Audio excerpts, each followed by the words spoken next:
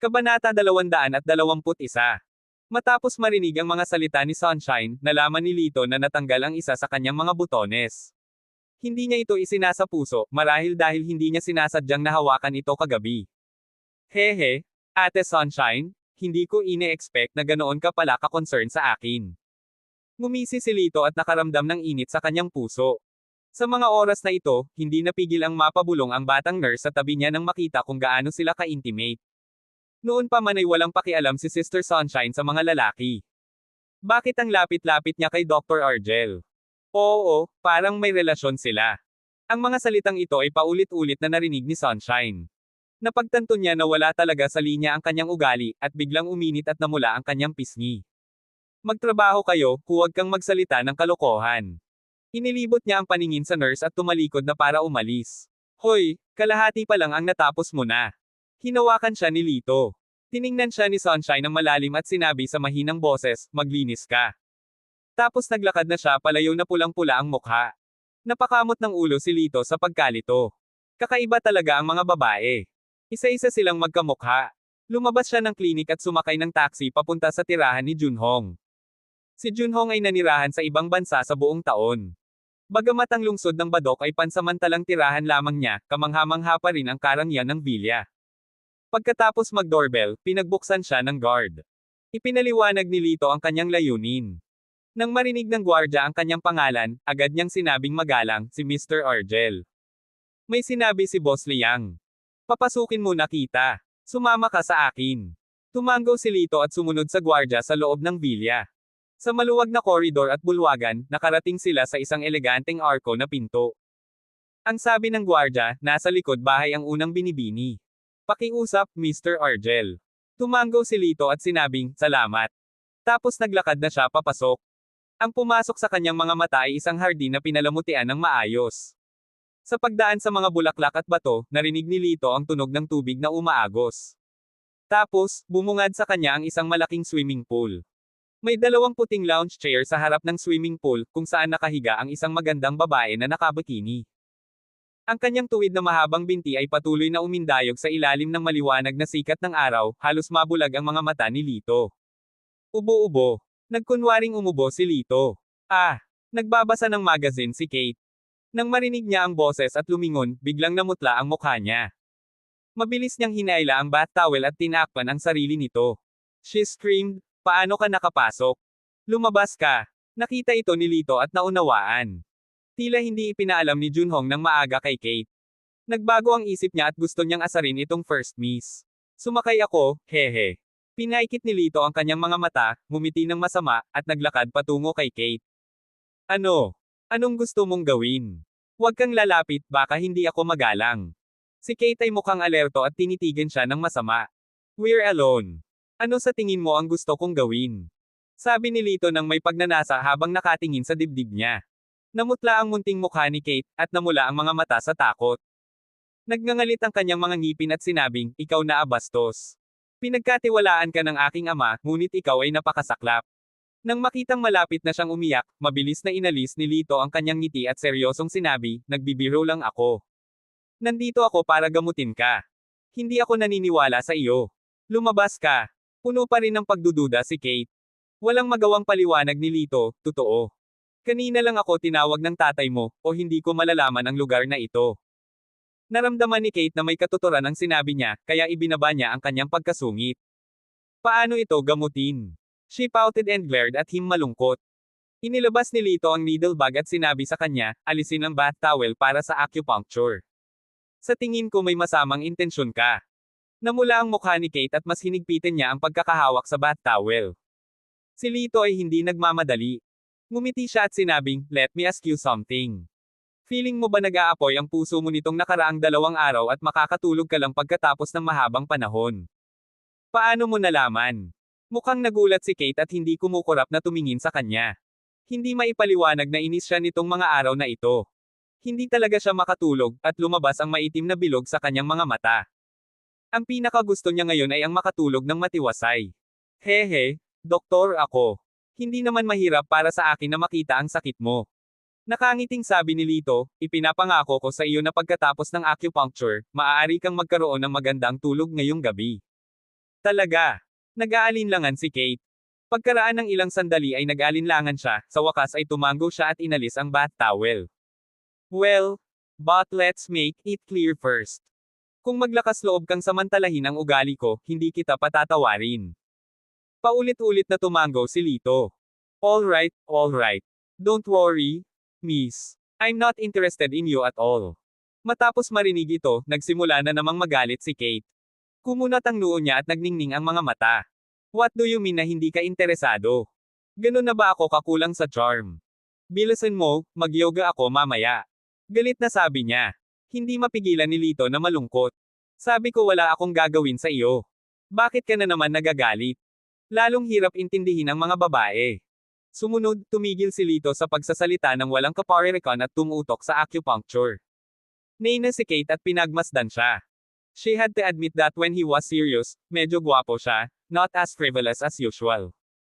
Sinaksak ni Lito ang 8 karayom Wojin Euro 2 ay kanyang balikat, palso, tiyan, at talampakan ng magkasunod. Sa tuwing tumutusok siya ng pilak na karayom, malamig at komportable ang pakiramdam ni Kate. Pagdating sa huling karayom, hinawakan ni Lito ang pilak na karayom sa kanyang kamay, ngunit hindi niya ito magawa. Anong problema? Tanong ni Kate. Bahagyang namula ang mukha ni Lito. Well, I need to stimulate your lumen acupoint. So, natarante si Kate. Sa isang nahihiyang ekspresyon, ipinaliwanag ni Lito, ang Sianmen acupoint ay nasa panloob na bahagi ng iyong hita.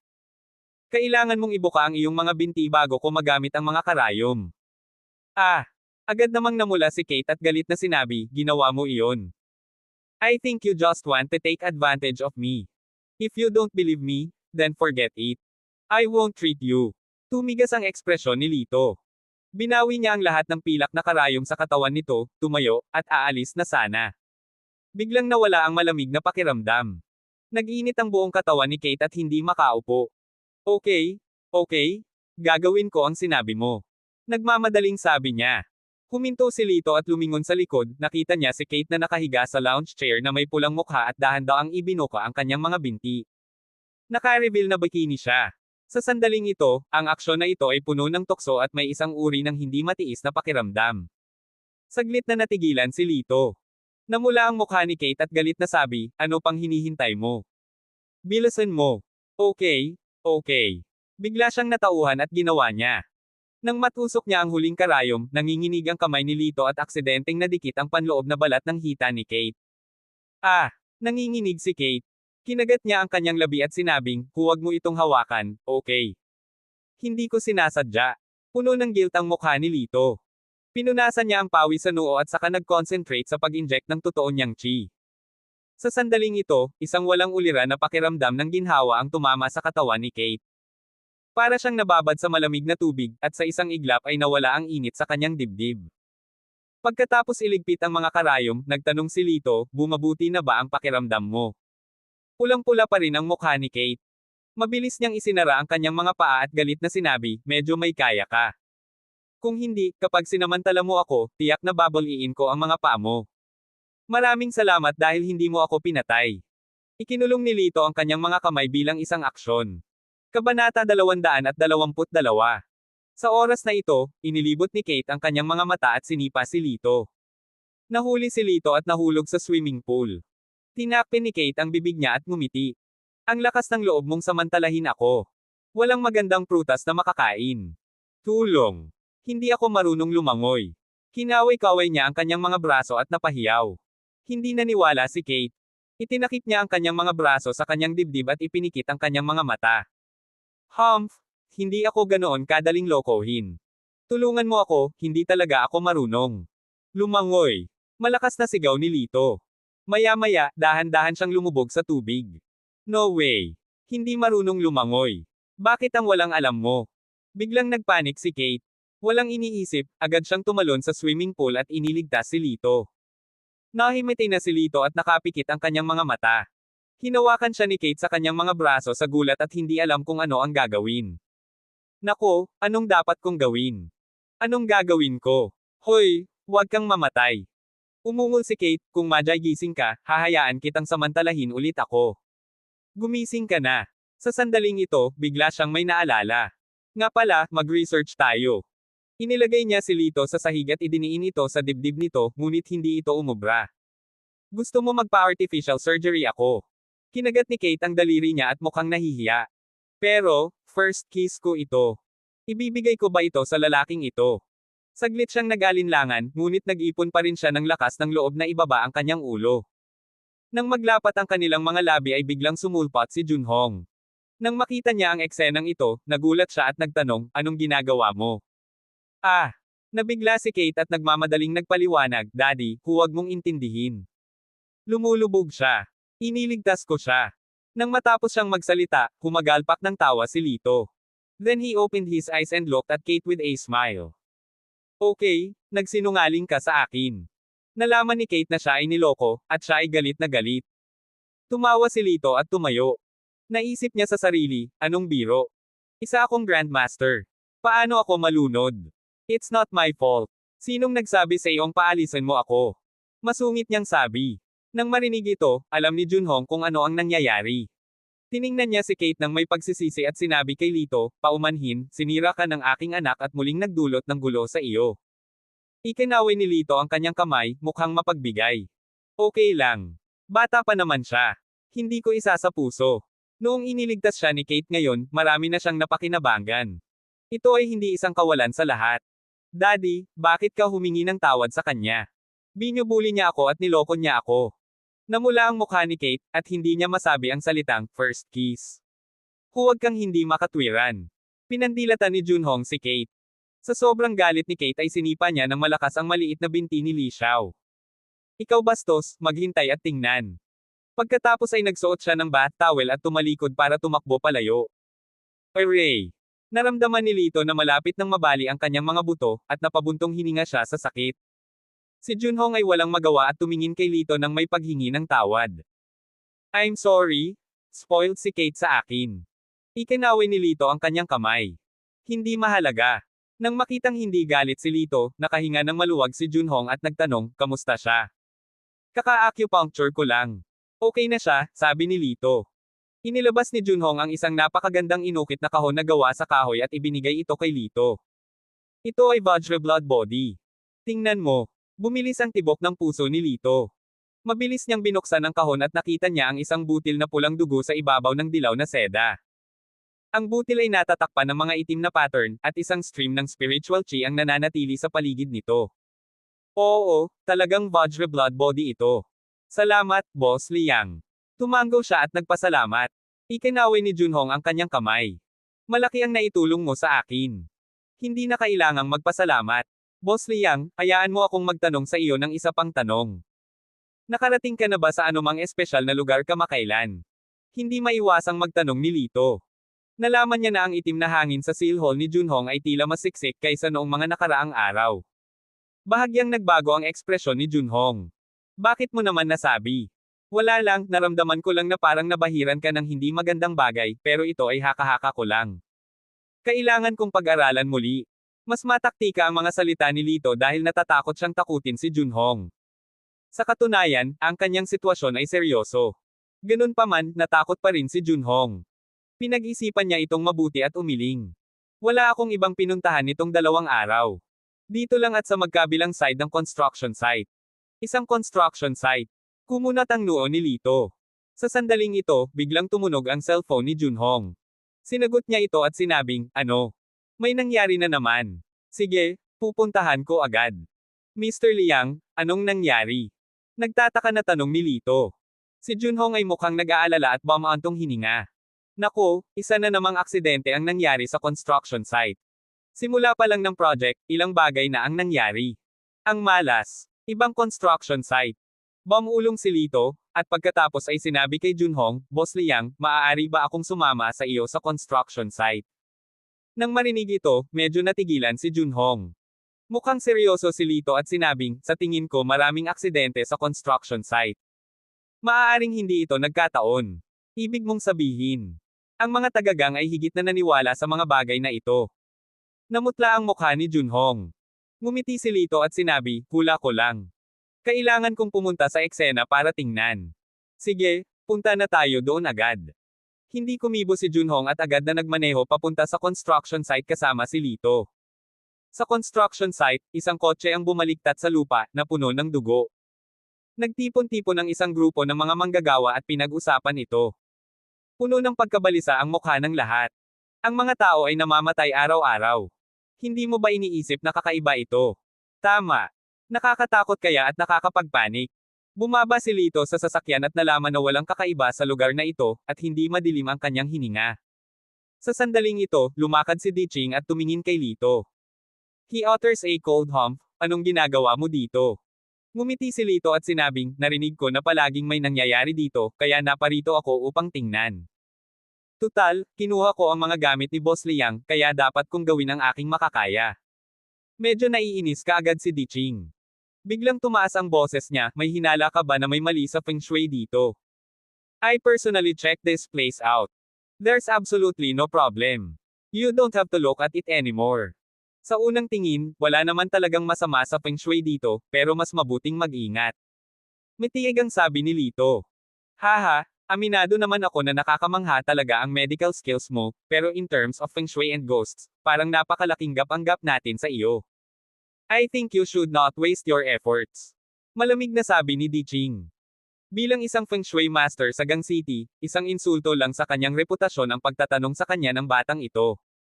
Oo, Lito, si Master Diching ay napakahusay sa feng shui. Hindi siya magkakamali.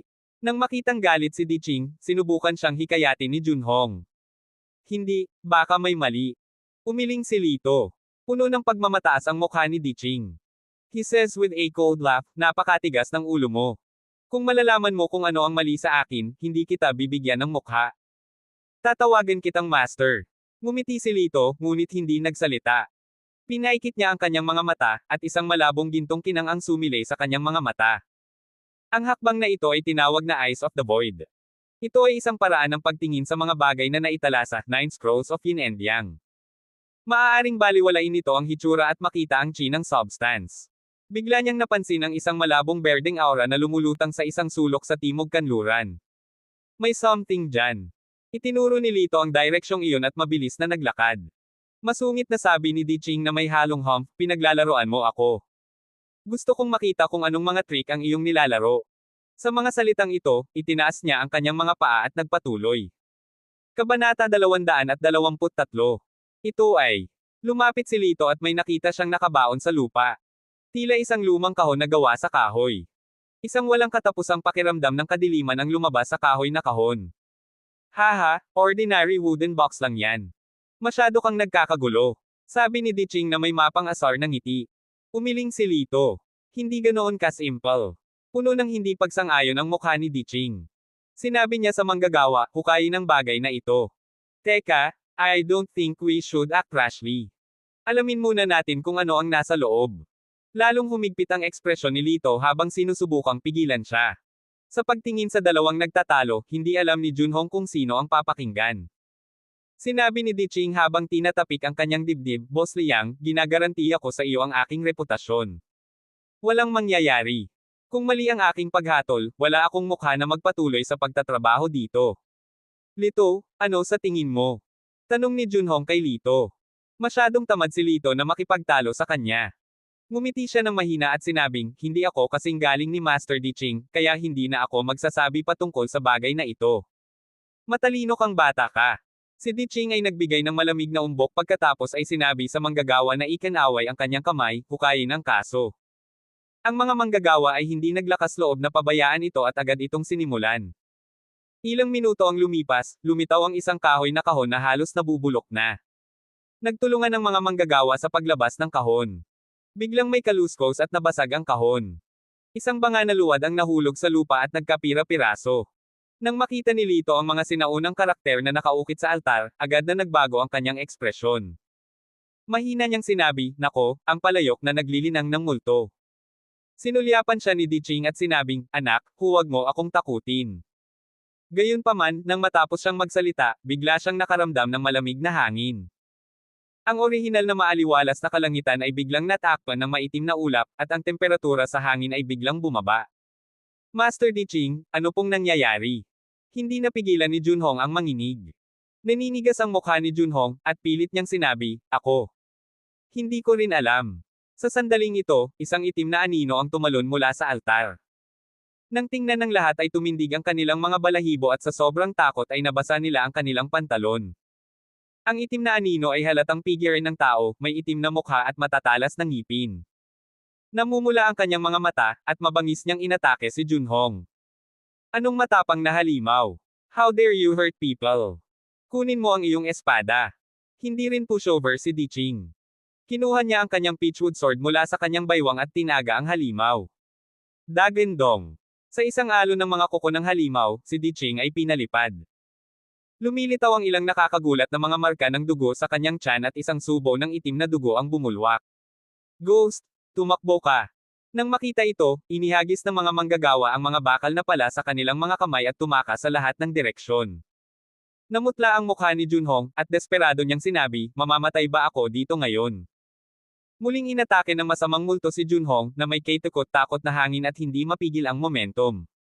Patay ang puso ni Junhong. Akala niya ay siguradong patay na siya. Biglang may tumayo sa harapan niya. Lito. Lumiwanag ang mga mata ni Junhong. Akala niya ay tumakas din si Lito. Tumanggaw si Lito sa kanya at saka tumingin sa halimaw. Ang sulok ng kanyang bibig ay kurba sa isang malamig na arko.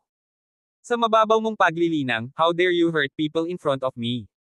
Ang kanyang mga salita ay lubos na nagpagalit sa masamang espiritu. Ibinuko nito ang dagwang bibig nito at sumugod kay Lito. Hindi nagbago ang ekspresyon ni Lito. Sa isang pitik ng kanyang kamay, lumitaw ang isang pilak na karayom sa kanyang kamay. Ipinasok niya ang karayom sa kanyang gitnang daliri, at pagkatapos ay itinutok sa halimaw ang pilak na karayom na may bahid ng dugo ng gitnang daliri. Shi! Ang pilak na liwanag ay pumasok sa katawan ng halimaw. Ang masamang multo ay nagpakawala ng sobrang matinis na sigaw. Sa isang kisap mata, ito ay naging berdeng usok at nawala ng walang bakas. Pagkaraan ng ilang sandali, nawala ang makapal na hamog na tumatakip sa langit at araw, at muling sumikat ang araw sa lupa. Si Junhong ay tila nakaligtas sa isang sakuna. Pinunasan niya ang malamig na pawis sa kanyang noo at hinawakan ang mga kamay ni Lito ng may pasasalamat. Lito, niligtas mo na naman ang buhay ko. Hindi ko na talaga alam kung paano kita pasasalamatan. Simula ngayon, ikaw na ang taong pinakaginagalang ko. Pagkatapos noon, yumuko siya ng malalim kay Lito. Ikinaway ni Lito ang kanyang kamay. Masyado kang magalang, Boss Liang. Batay lamang sa Vajra Blood Body na ibinigay niya kay Lito, kahit na nailigtas niya siya ng 20 beses, naramdaman pa rin ni Lito na sulit ito, lalo na't 2 beses siyang iligtas. Pagkatapos nito, pumunta siya sa gilid ni Diching at itinuro ang ilang acupoint sa kanyang katawan upang pigilan ang dugo at mag-iniksyon sa kanya. Dahil nasugatan si Master Diching ng masamang multo, hindi maiiwasang mahawa siya ng masamang espiritu. Pinilit ko ng palabasin ang masamang espiritu sa katawan mo. Hanggat ginagamot mo ang iyong mga panlabas na sugat, walang magiging problema. Nang marinig ito, labis na naantig si Diching. Nanginginig, tumayo siya at nag-obeisance kay Lito. Salamat sa tulong mo, little brother. Wala akong pakialam sa nakaraan ko. Masyado akong ignorante at maraming beses akong nagsalita ng bastos. Patawarin mo ako. Oo. Tumanggaw si Lito at tinanggap ang kanyang regalo. Si Diching ay muling yumuko kay Junhong. Masyado akong nahihiya na gawin muli ang feng shui, huwag na lang maging master. Laging may mas magaling sa akin, at marami akong dapat matutunan. Boss Liang, paalam na. Master Diching. Inabot ni Junhong ang kanyang kamay at gusto siyang hikayatin na manatili, ngunit umalis si Diching nang hindi lumilingon. Sa pagtingin sa medyo nakayuko na likod ni Diching, si Lito ay may halo-halong damdamin sa kanyang puso. Bigla siyang naging magalang sa kanya. Aalis na sana siya, may nakita siya sa gilid ng mata niya.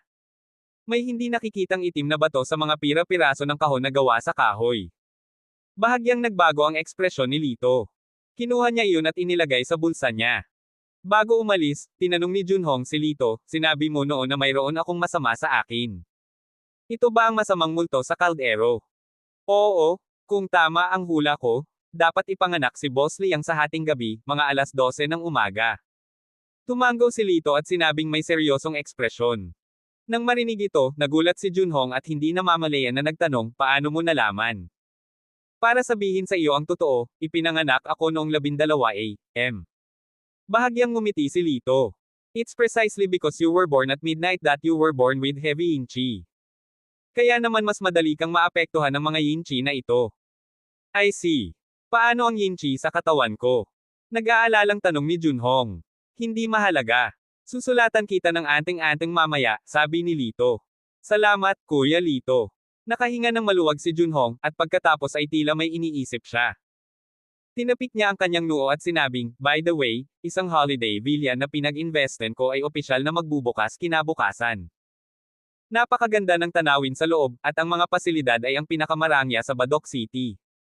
Kung may oras ka, maaari mong isama ang iyong mga kaibigan upang maglaro doon. Libre ang lahat ng pasilidad. Iniabot niya ang isang gintong card kay Lito. Ito ang aking personal na eksklusibong card. Kunin ito bilang isang regalo para sa pagliligtas ng aking buhay ngayon. Sige, salamat, Boss Liang. Kinuha ni Lito ang gold card ng walang pag-aalinlangan. Sa hindi malamang dahilan, bigla niyang naisip si Chure. Kung dadalhin niya roon para maglaro, matutuwa siya. Pagkatapos magpaalam kay Junhong, bumalik si Lito sa klinika at sinimulan ang kanyang abalang trabaho. Hanggang alas 7 pa lang niya natapos ang pagpapatingin sa lahat ng mga pasyente. Inunat niya ang kanyang sarili, at isang kaaya-ayang halimuyak ang nagmula sa kanyang likuran. Ang isang pares ng malambot na puting kamay ay idiniin sa kanyang mga balikat. Pagod ka na ba? Malumanay ang boses ni Sunshine habang sinabi niya, sino ang nagsabi sa iyo na dalhin mo ang lahat ng pasyente? Nakakita ka na ng mahigit 50 pasyente sa hapon. Paano ka hindi mapapagod? Ngumiti si Lito sa kanya. Hindi ko lang kayang hayaan kang mapagod. Hindi yun nararapat. Namula ang mukha ni Sunshine. Sinaman niya ito ng tingin, ngunit nakaramdam ng init sa kanyang puso. Marahan niyang hinaplos ang balikat nito gamit ang mapuputi nitong mga daliri. Well, komportable naman. Pinaikit ni Lito ang kanyang mga mata at sobrang komportable. Napangiti si Sunshine at sinabing, libre ka ba ngayong gabi? Gusto kong ipagluto ka ng pagkain. Huwag kang magkamali. Gusto ko lang magpasalamat sa nangyari kagabi. Pangarap ng maraming lalaki na matikman ang mga pagkaing ginawa ni Sunshine. Paano tatanggi si Lito? Titango na sana siya nang biglang tumunog ang cellphone niya. Nang makita niyang hindi pamilyar na numero iyon ay sinadya niya itong sinagot. Sino te? Isang pamilyar na boses ang nagmula sa kabilang dulo ng telepono. Excuse me, Kuya Lito ba ito? Ako si Old Martin Fang. Handa na ako sa 30 million. Nasa West Street. Nandito ka ba para kunin? Muntik nang makalimutan ni Lito ang bagay na ito at mahinahong sinabi, okay, pupunta ako dyan. Pagkatapos ibinaba ang kanyang telepono, tumayo si Lito at tumingin kay Sunshine nang may paghingi ng tawad. Sorry, I'm afraid I don't have time for dinner tonight. Baka sa ibang araw. Oh. Ibinaba ni Sunshine ang kanyang mga mata at sinubukan ang kanyang makakaya upang itago ang kanyang pagkabigo. Sinabi niya sa mahinang boses, hindi mahalaga. Pumunta ka at gawin mo ang iyong trabaho. Walang kamalay-malay na gustong hawakan ni Lito ang kanyang mukha, ngunit naramdaman niyang ito ay masyadong walang kabuluhan at binawi ang kanyang kamay. Ate Sunshine, see you tomorrow. Itinaas ni Sunshine ang kanyang ulo at tumingin sa umaatres na figure. Hindi niya maiwasang makaramdam ng inis. Nagtaas ka na ng kamay. Bakit mo ibinaba ulit? Hawakan mo lang mukha ko. Hindi ako magagalit. Mapait na bulong niya sa sarili. Kabanata 224.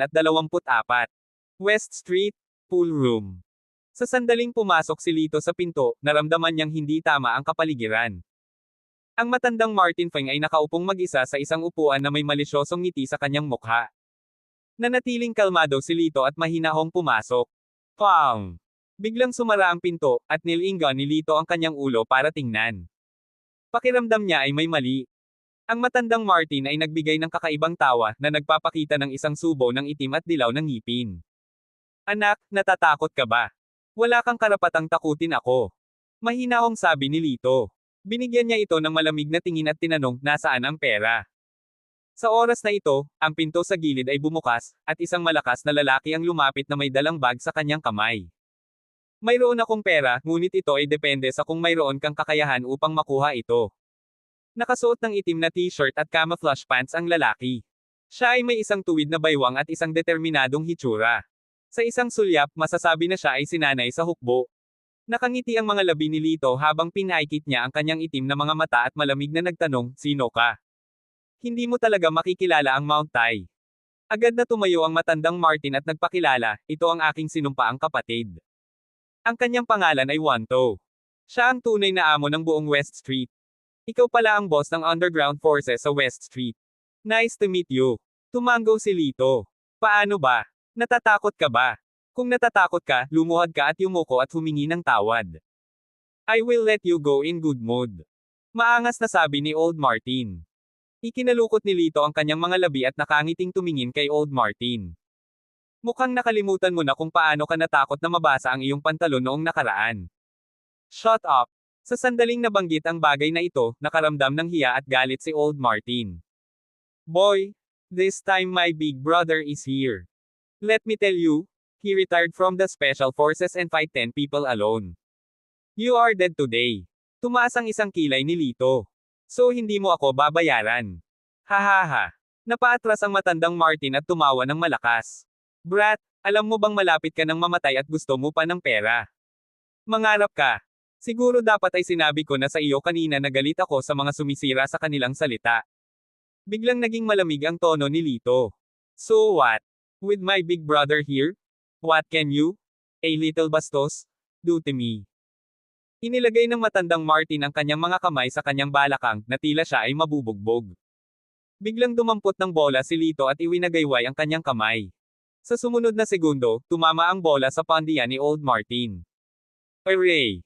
Agad na bumagsak sa lupa ang matandang Martin sa sakit. Tinakpan niya ng dalawang kamay ang kanyang pandiya, naka-arco na parang hipon, at nagpagulong-gulong sa sakit. Sa oras na ito, bahagyang nagdilim ang mukha ni Wanto. Tinuro niya si Lito at malamig na sinabi, "Anak, matapang ka para ay bully ang kapatid ko sa harapan ko."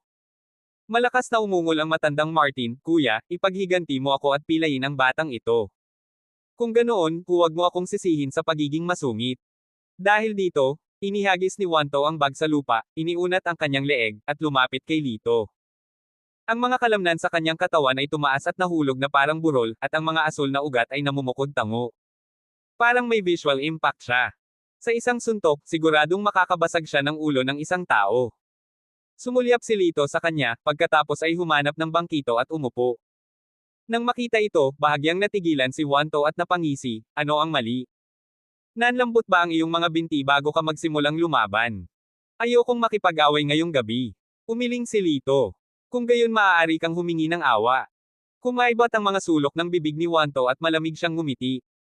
May bakas ng sarcasm sa kanyang mga mata. After listening to the description of the sixth brother, I thought he was a hero. Matagal na siyang duwag. Umiling pa rin si Lito. "Ayokong humingi ng awa, at gusto kong makakuha ng 30 milyon. Sumimangot si Wanto at nanlamig ang kanyang mukha. Malungkot niyang sinabi, "Are you kidding me? Kung matalo mo ako, ang 30 million ay sa iyo. Kung hindi mo ako kayang talunin, lumuhad ka at humingi ng tawad sa kapatid ko."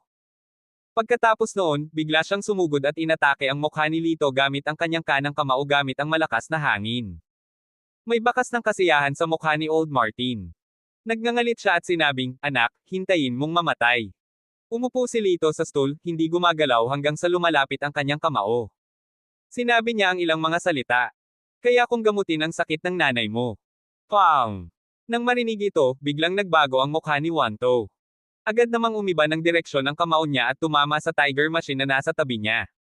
Ang screen ng tigre machine ay direktang nabasag sa mga piraso. "Ikaw!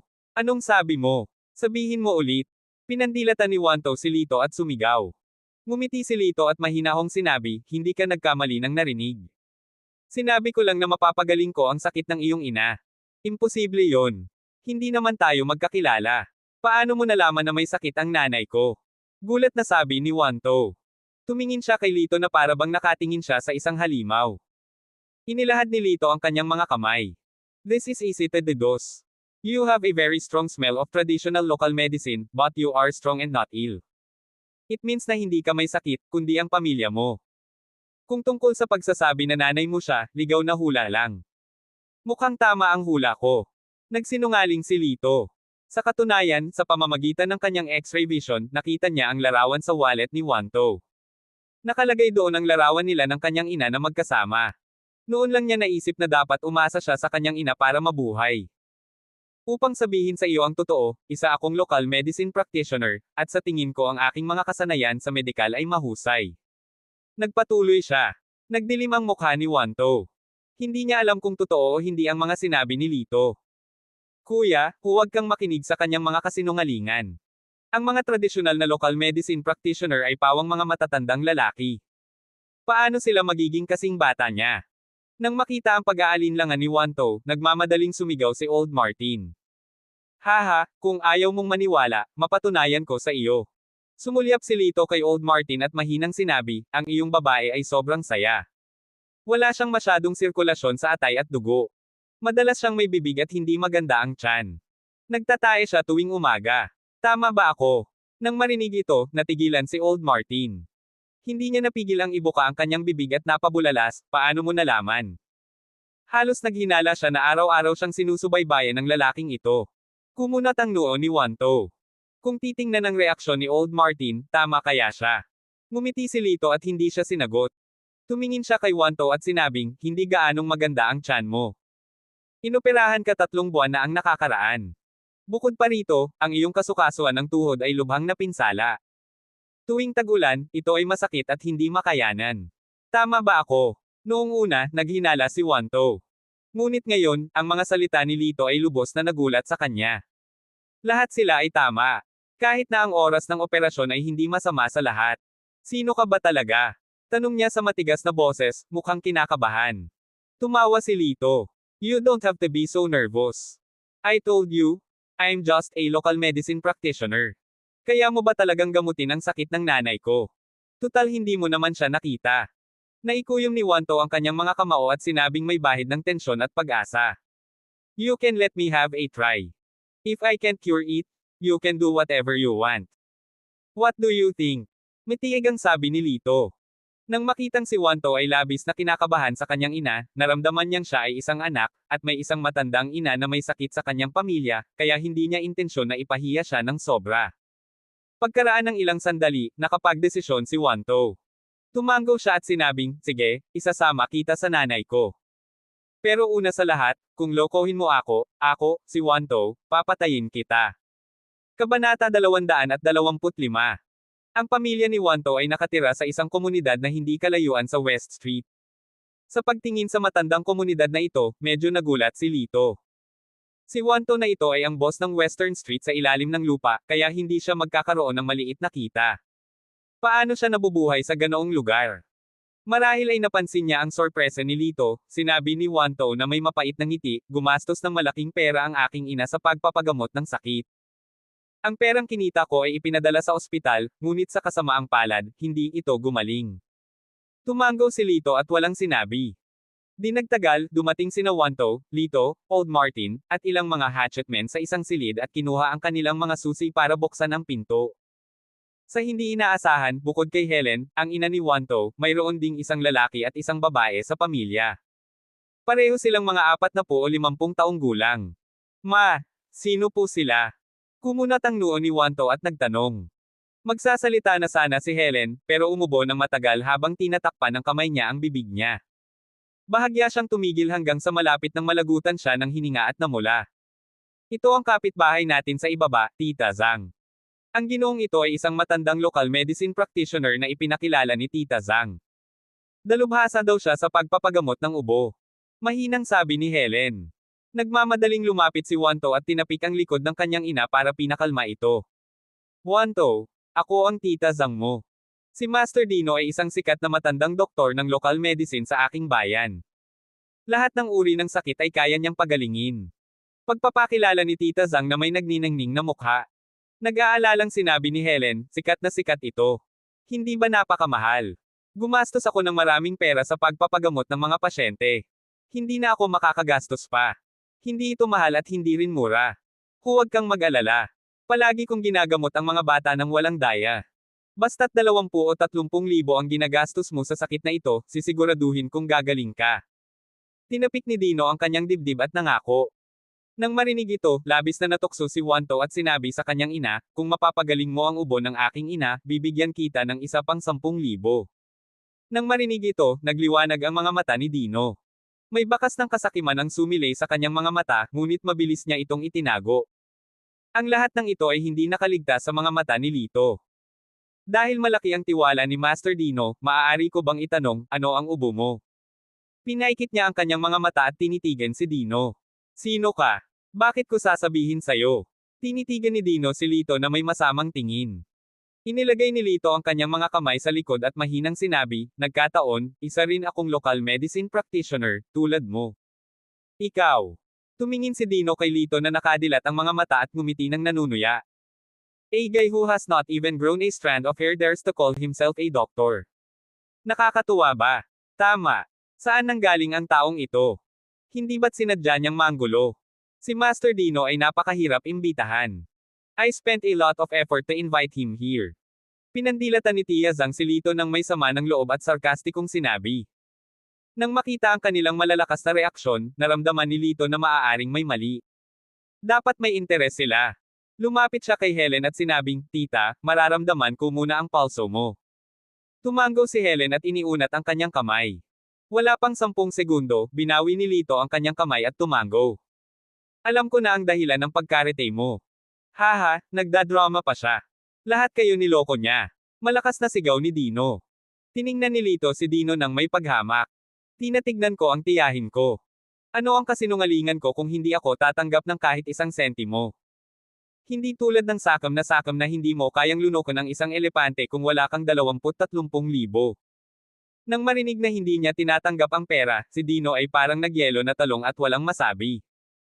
Tinanong muli ni Lito si Helen, kung tama ako, akala ng mga doktor na gumamot sa iyo noon ay may sipon ka, kaya hindi ka nagumaling pagkatapos na mahabang panahon na umubo. Nagliwanag ang mga mata ni Helen at tumango siya ng paulit-ulit. Hindi masama, hindi ba? Hindi naman. May iba pang dahilan. Umiling si Lito at muling nagtanong, naranasan mo na bang matakot ng husto noon? Natatakot ka ba? Sumimangot si Helen, nag-isip sandali, at biglang may naalala. Tumango siya at sinabing, oo, noong nakaraang taon, bumalik ako upang bisitahin ang mga kamag-anak sa aking bayan at naglakad sa gabi. Natakot ako sa isang hayop at nagkaroon ng mataas na lagnat kinabukasan. After a pause, she added, now that I think about it, parang nagsimula na yung ubo ko from that time. Habang nagsasalita siya, nagsimula siyang umubo ng walang tigil. Napuno ng dugo ang tissue. Mukhang tama ang hatol ko. Ang ubo mo ay hindi dulot ng sipon, kundi sa chi at blood disorder na dulot ng kaba. Sabi ni Lito.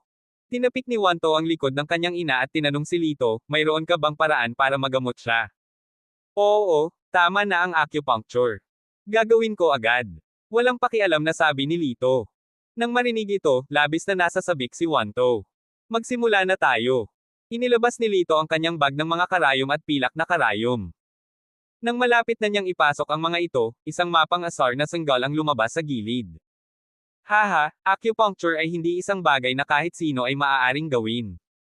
Baka ito ay gumawa ng mga tao na may kapansanan. Galit na sigaw ni Dino. Hindi siya pinansin ni Lito at hinayaang humiga si Helen sa sofa, nagsimulang maglapat ng mga karayom. Ang kanyang mga kamay ay napakabilis. Pagkaraan ng ilang sandali, ang tiyan ni Helen ay natatakpan ng 12 ng iba't ibang pilak na karayom. Sa huli, marahan niyang itinulak ang pilak na karayom gamit ang kanyang kamay at tinurok ang genuine chi dito. Uubo na sana si Helen nang bigla niyang naramdaman ang mainit na agos sa kanyang katawan. Biglang umagos ang dugo sa buong katawan niya, at ang pagnanais na umubo ay nawala sa isang iglap. Hindi na ako inuubo. I'm really cured. Tuwang-tuwang sumigaw si Helen, puno ng hindi makapaniwala ang mukha nito. Nang makita ito, parehong nagulat sina Wanto at Old Martin. Nagkatinginan sila ng may pagtataka. Mom, that's great. Simula ngayon, hindi mo na kailangang magdusa pa. Masayang niyakap ni Wanto ang kanyang ina. Nakatingin sa masayang mag-ina, bahagyang ngumiti si Lito at iniligpit ang mga pilak na karayom. Sa sandaling ito, natanong niya sina Dino at Tita Zhang, na papaalis na sana. Saan kayo pupunta? Tumayo siya, tinitigin sila, at malamig na ngumiti. Mukhang natarante si Tita Zhang at nauutal, bigla kong naalala na may gagawin pala ako sa bahay. Aalis na ako. Habang nagsasalita siya, hinailan niya si Dino at aalis na sana, ngunit pinigilan siya ni Lito.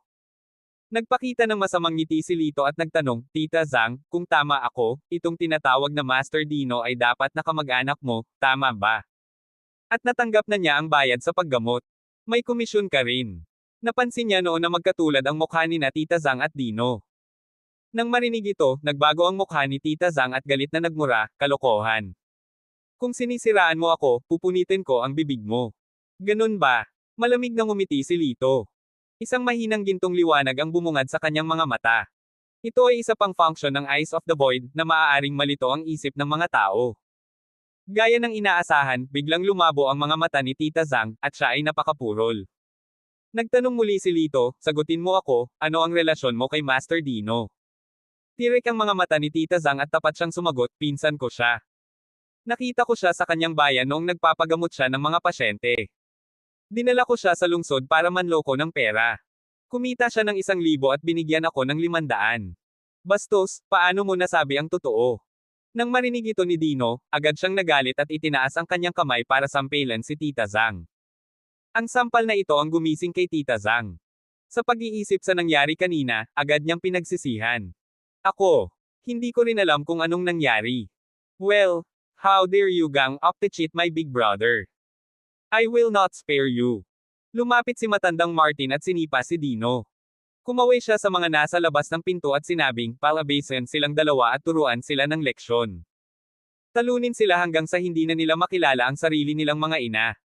Oo. Lumapit ang ilang mga tulisan at kinaladkad sila palabas ng walang sinasabi. Pakitiwerin mo kami. Nagkamali kami. Kahit paano humingi ng awa si Dino, hindi natinag ang mga halimaw na iyon. Pagkaraan ng ilang sandali, nagmula sa koridor ang mga hiyawan at paghingi ng awa ni Dino at Tia Zhang. Sa sandaling ito, tumingin si Wanto kay Lito nang may paggalang sa halip na puot. Kuya Lito, ang katawan ng aking ina. Bahagyang ngumiti si Lito. Walang seryoso. May ballpen ka ba at papel? Mag-iiwan ako ng Race Eta para sa pampalusog ng puso at baga. Pumunta ka sa Botica para bilhin ang gamot. Sapat na ang 2 pag-inom sa isang araw at 1 linggo. Hindi nang ahas si Wanto na magpabeya at mabilis na nakahanap ng panulat at papel. Isinulat ni Lito ang Race Eta at ibinigay kay Wanto. Sige, gabi na. Hindi na kita iistorbohin pa. Paalam, tita. Nagpaalam si Lito at tumalikod na para umalis. Nagkatinginan sina Wanto at Old Martin at agad siyang sinundan palabas. Nang makababa sila, yumuko si Wanto kay Lito nang may paggalang. Kuya Lito, pasensya na kung na-offend kita kanina. Pagkatapos ay tumingin siya kay Old Martin at sinabing, Old Martin, lumuhod ka. Kabanata 226. Nagulat si matandang Martin. Ibinuka niya ang kanyang bibig, sa pag-aakalang mali ang narinig niya. Nanlamig ang mukha ni Wanto, at malamig niyang sinabi, hinihiling kong lumuhod ka at humingi ng tawad kay Brother Lito. Gusto mo bang sabihin ko ito sa pangatlong beses? Napakalinaw ni Old Martin tungkol sa kakayahan ni Wanto, at tiyak na hindi siya nang ahas na sumaway. Ngunit sa kanyang puso, ayaw niyang lumuhod sa batang ito. Pang! Direkta siyang pinaalis ni Wanto. Array! Nakaramdam ng pananakit si Wanto sa kanyang tuhod at lumuhod sa lupa. Kung hindi ka humingi ng tawad, huwag mo akong kilalanin bilang iyong kuya sa hinaharap. Napatigil si Wanto. Ang matandang Martin ay natakot. Kaya niyang mabuhay sa West Street dahil sa suporta ni Wanto. Kung wala si Wanto, siya ay kinain ng kanyang pamilya hanggang sa mamatay.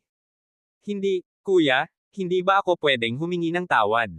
Nagsuot ng mahabang mukha ang matandang Martin at seryosong yumuko ng 3 beses kay Lito. Master Argel, nagkamali ako. Your Honor, huwag mong kalimutan ang aking mga pagkakamali. Huwag mong isa puso. Huwag kang mag-isip ng masama tungkol sa isang magandang babae sa hinaharap. Kung hindi, mayroon akong 10,000 paraan para sirain ka. Isang nakamamatay na tingin ang bumungad sa kanyang itim na mga mata. Nang marinig ito, nanginig ang katawan ni Old Martin. Ngayon pa lang niya nasaksihan ang mga kakayahan ni Lito, kaya talagang hindi siya nag-alinlangan sa kanyang mga salita. Narinig mo ba ako? Kung naririnig mo ako, huminga ka lang. Sinipa siya ni Wanto ng masama. I heard it. I heard it. I will never do it again. Kuya, you can supervise it. Pakiramdam na halos mabali ang kanyang mga buto, sumigaw si Old Martin.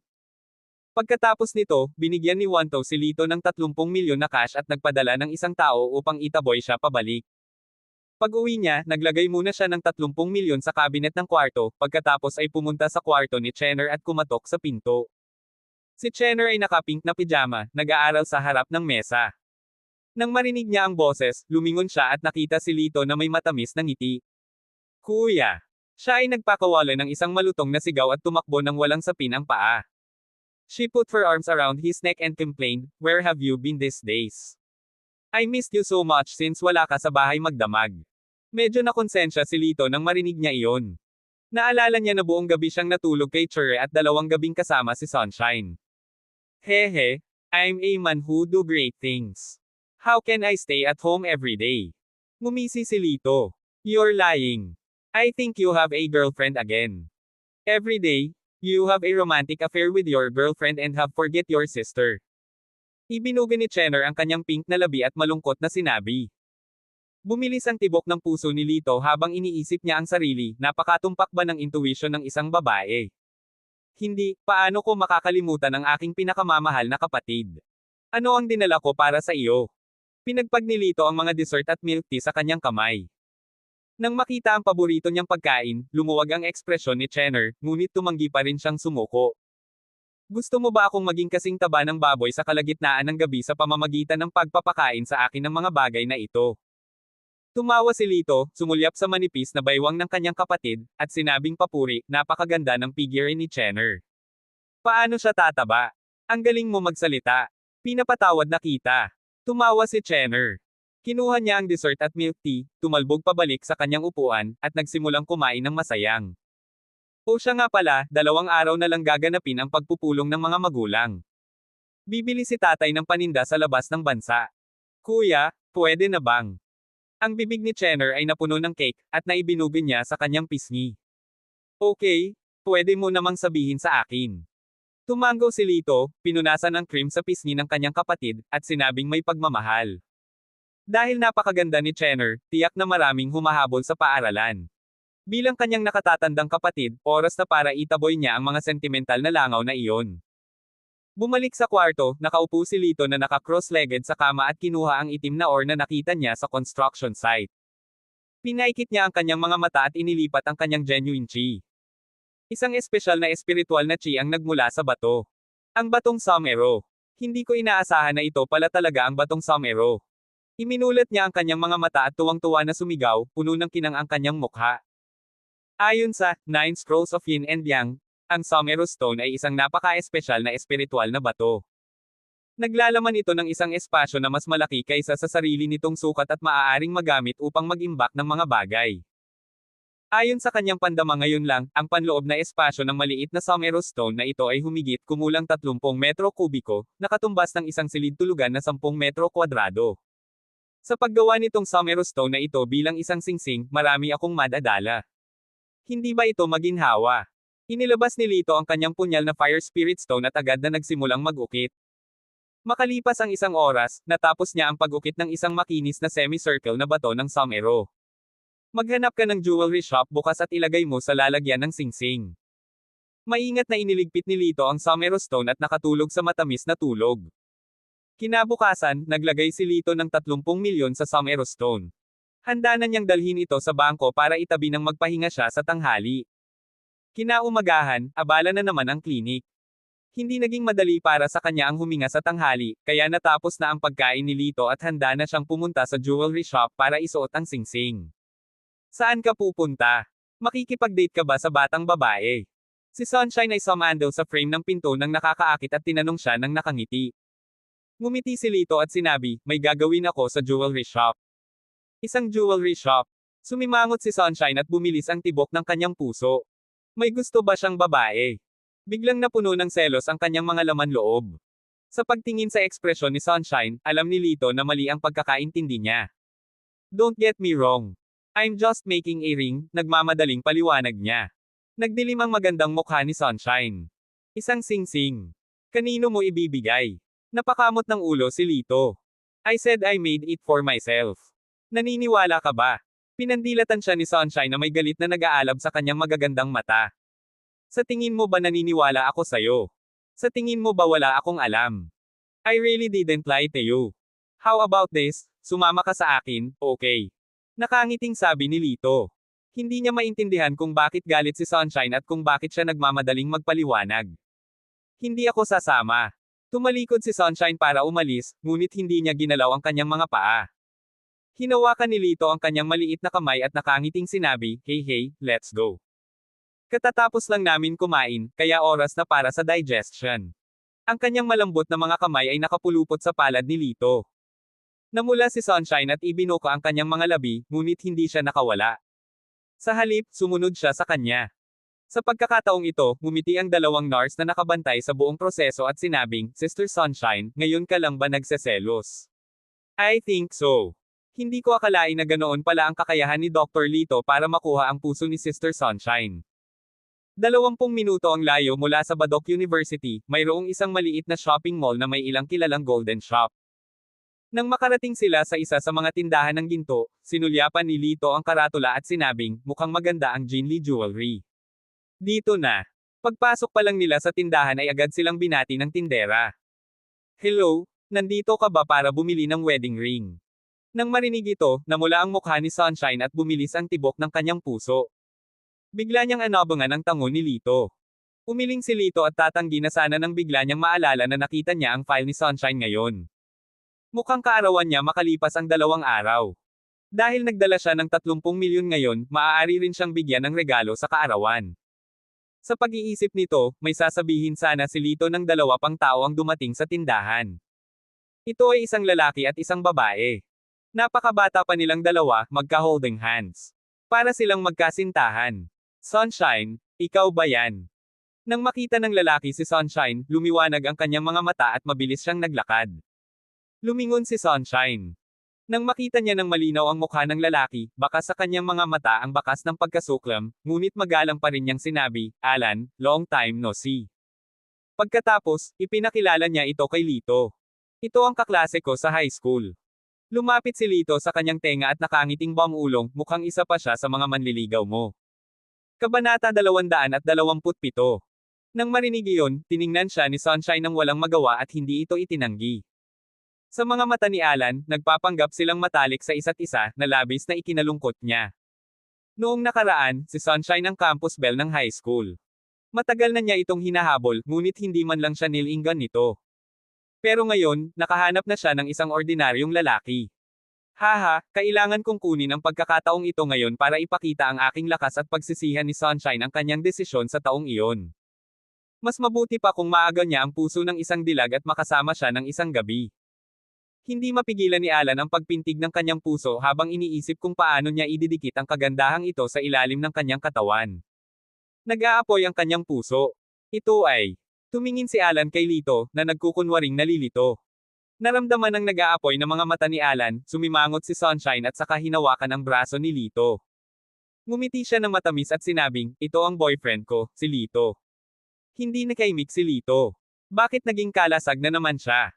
Nang marinig ito, may bakas ng lamig sa kaibuturan ng mga mata ni Alan. Napangiti siya ng mapagkunwari at inabot ang kamay. Ikinagagalak kung makilala ka. Nang iabot niya ang kanyang kamay, kusa niyang ipinakita ang bagong relo sa kanyang palso. Nagtaas ng kilay si Lito at tumingin sa kanyang relo, ito na yata ang pinakabagong modelo, tama. Ito ay 18K na ginto, hindi ba mura? Hindi gaanong pera, 200,000 lang. It's a piece of cake. Napangiti si Alan ng matamis. Binigyan siya ni Lito ng thumbs up. Mayaman talaga si President Alan. Halatang boss siya. No. Nag-open ako ng construction company. Wala akong gaanong kinikita sa isang taon. 10 or 20 million lang ang kinikita ko. Ngumiti si Alan at tumingin kay Lito. He asked with a deeper meaning, I don't know what Mr. Lito does. Our campus belle Sunshine has a high standard. Hindi siya gusto ng mga ordinaryong tao. I think Mr. Lito is an outstanding person. Pagkatapos noon, hinintay niyang makita si Lito na magpakawalang modo. Sa sandaling makita niya si Lito, masasabi niyang puno siya ng murang mga paninda. Hindi siya maaaring maging isang mayaman. Sinadya niyang itanong ito para mapahiya si Lito at mapahiya si Sunshine para makapaghiganti siya. Ngumiti si Lito at nagsabi ng totoo, ako ay isang doktor. Doktor. Ngumuso ng masama si Alan at sinabing, magkano ang buwan ng sweldo ng isang doktor? Kakayanin kaya ng kanyang babae ang mga luxury goods. Anumang bag ngayon ay nagkakahalaga ng 10,000 libo. Ano ang silbi ng iyong sweldo? Alan, sapat na ba ang sinabi mo? Sumimangot si Sunshine, at ang kanyang magagandang mata ay puno ng galit. 2 piraso na lang ng mabahong pera mo. Anong ipapakita? Ngumisi si Alan at sinabing, sa kasamaang palad, ang iyong kasintahan ay walang kahit 2 mabahong pera. Sa panahon ngayon, ang mga lalaki ay hindi maaaring kumita ng pera, at hindi nila maibibigay ang mga babae kung ano ang kanilang gusto. Sila ay walang silbi. Tumahimik ka. Galit na sigaw ni Sunshine. Hindi niya alam kung bakit hindi niya matiis ang sinumang pinapagalitan si Lito. Am I wrong? Ang magandang babaeng tulad mo ay dapat makahanap man lang ng lalaking katulad ko, hindi talo. Walang modo na sabi ni Alan. Ikaw. Puno ng galit ang mukha ni Sunshine. Aatake na sana siya. Nang makita ito, mabilis silang pinigilan ng tindero at awkward na sinabing, Miss, anong gusto mong bilhin? Kakakuha lang namin ng bagong batch ng platinum na alahas ngayon. Napakaganda. Kinuha ni Lito ang kamay ni Sunshine at umiling sa kanya. Pagkatapos ay sinabi niya sa tindera, gusto ko siyang bigyan ng kwintas. Hindi, masyadong mahal. Si Sunshine ay medyo natigilan, at pagkatapos ay tumanggi siya ng walang pag-aalinlangan. Wala siyang masyadong alam tungkol sa background ng pamilya ni Lito, ngunit tiyak na hindi ito isang mayamang pamilya. Ayaw niyang gumastos ng pera niya. 2 araw na lang birthday mo. Anyway, bibigyan kita ng regalo. Hindi ko alam kung anong style ang gusto mo. Bakit hindi mo ito bilhin ngayon? Ngumiti si Lito at sinabi. Naantig si Sunshine. Naalala niya talaga ang birthday niya. Sige. Namula siya at nahihiyang tumango. Sa kabilang banda, tinitingnan ang mahiyain na tingin ni Sunshine, galit na galit si Alan na muntik na siyang sumabog. Bulaklak talaga na nakaipit sa dumi ng baka. Dinala ng salesperson sina Lito at Sunshine sa isang glass cabinet. Ito ang aming bagong platinum necklace. Lahat sila ay dinisenyo ng mga sikat na designer. Sila ay hindi lamang aesthetic, ngunit napakagandang mga koleksyon. Napakaganda. Bumaba ang tingin ni Sunshine sa gitna ng kwintas. Ito ay isang napakapinong platinum na kwintas, na may katanji tanging hugis pusong brilyante sa gitna. Napangiti ang tindera at sinabing, Miss, ang ganda mo. Ang kwintas na ito ay tinatawag na Eternal Love, na siyang pinakamahalagang yaman ng aming tindahan. Gawa ito sa pinakadalisay na brilyante. 3 lang ang piraso sa buong speaking of gold-plate jewelry. Napakahalaga nito. Bagamat natukso si Sunshine, alam niya na ang presyo ng kwintas na ito ay dapat na mataas. Forget it. Ayoko ng ganito. Ngumiti siya at pilit na tinatago ang disappointment sa mga mata niya. Lumapit siya sa counter at tinuro ang isang napakanipis na platinum na kwintas. Ito naman. Pinigilan siya ni Lito at nakangiting sinabi, halatang nagustuhan mo ang kwintas na iyon ngayon lang. Pero mahal dapat. Forget it. Napakabait na sabi ni Sunshine. Direktang sinabi ni Lito sa tindera, kukunin ko ang Eternal Love, na iyan. Pakirap ito. Sa oras na ito, ang babaeng kasama ni Alan ay biglang sumiksik sa glass cabinet, itinuro ang Eternal Love, at sumigaw, ipakita mo sa akin ang kwintas na ito. Sinulyapan ng tindera si Lito at sinabing, I'm sorry, miss. Napagpasyahan na ng ginoong iyon na bilhin ang kwintas na ito. Anong ugali iyan? Sabi ko gusto kong makita itong kwintas na ito. Bilasan mo at ilabas mo. Pinandilatan siya ng babae at sumigaw sa matinis na boses. Saglit na nag-alinlangan ang tindera, saka umiling at sinabing, I'm sorry, lady. May rule sa tindahan namin. Bawal hawakan ng iba ang mga tinda. I'll do whatever I want. Sino ka sa tingin mo? You're qualified to stop me. Baka sa mukha ng babae ang galit. Itinaas niya ang kanyang kamay at sinampal ang tindera. Tinakpin ng tindera ang kanyang mga mata gamit ang kanyang mga kamay. Sa sobrang hinanakit niya ay halos maluha na siya, pero hindi na lang siya bumitaw. Anong nangyari? Sa oras na ito, mabilis na lumabas ang isang lalaking nasa katanghaliang gulang na nakasot. Hello, lady. Ako ang manager nitong tindahan. Ngumuso ang babae. Gusto kong tignan yung kwintas na iyan. Napakawalang alam mo sales girl. Hindi mo dapat ako tingnan. Hindi, nagpa siya ang ginoong iyon na bilhin ito. Paliwanag ng tindera. Haha, tignan mo siya. Kaya ba niyang bumili ng diamond necklace? Si Alan ay tumawa ng malakas at tumingin kay Lito ng may panghahamak. Ang manager ay isang matalinong tao at ayaw niyang masaktan ang magkabilang panig. Ngunit sa paghusga sa pananamit ni Lito, talagang hindi siya mukhang isang taong kayang bilhin ang kwintas na ito. Sir, gusto mo ba talagang bilhin itong Eternal Love? Natatakot ako na baka hindi matanggap ng ordinaryong tao ang presyo nito. Pansamantalang tanong ng manager, bakit hindi kita ipakilala sa iba pang mas kumikitang mga estilo? Sinabi ni Alan ng may pang-aalipusta, tama. Sahod ng ilang libo bawat buwan. Bakit ka bibili ng kwintas na diamante? Hinawakan ni Sunshine ang kamay ni Lito at awkward na sinabi, tara na. Gayunpaman, hindi gumalaw si Lito kahit isang pulgada. Ang kanyang saloobin ay matatag. Gusto ko ito. Sinabi ng babae kay Alan, mahal, gusto ko rin ang kwintas na iyon. Mabibili mo ba ito para sa akin? Ito. Saglit na nag-alinlangan si Alan. Alam niya na ang presyo ng kwintas na ito ay tiyak na hindi mababa, ngunit ayaw niyang mawala ng mukha sa harap ni Sunshine. Nakangangalang ang ngipin niya at sinabing, sige, basta gusto mo, bibilhin ko. Nang makita ng manager na paparating na ang malaking negosyo, agad siyang naging masigasig at nakangiting sinabi, Sir, gusto mo bang i-swipe ang card o cash? I credit ang card. Sa pamamagitan nito, kinuha ni Alan ang kanyang bank card. Mabilis na kinuha ng manager ang card at ini-swipe ito. Pagkatapos, inutusan niya ang tindero, go pack the necklace for this gentleman.